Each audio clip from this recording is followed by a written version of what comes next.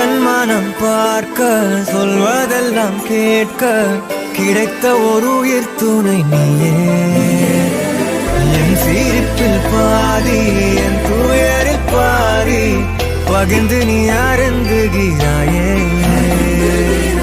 எல்லாமே பொய்யென நீ மட்டும் மெய்யென என் அச்சம் யாவையும் கொன்றாயே. நான் இங்கு உண்மை